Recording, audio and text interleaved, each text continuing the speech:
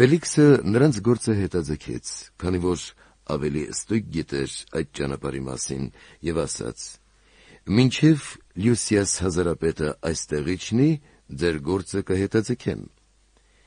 Եվ հարյուրապետին հրամայեց նրան պահել, բայց որոշ չափով ազատ,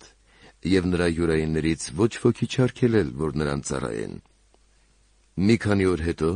Ֆելիքսը եկավ իր կնոջ Դրոսիղայի հետ, որը հրեա էր, կանչեց Պողոսին եւ նրանից լսեց ի Հիսուս Քրիստոս եղած հավատի մասին։ Եվ մինչ Պողոսը խոսում էր արդարության, ժուժկալության եւ գալիք դատաստանի մասին, Ֆելիքսը զարհուրած ասաց. «Դու այժմ գնա, երբ ժամանակ ունենամ, քեզ կկանչեմ»։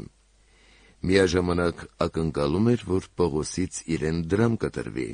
դրա համար հաճախ կանչելով նրան խոսում էր նրա հետ։ 2 տարին լրանալուց հետո Ֆելիքսի փոխարեն Փեստոս Պորկիոսը եկավ։ Ֆելիքսը կամենալով հրեաներին շնորհ անել, Պողոսին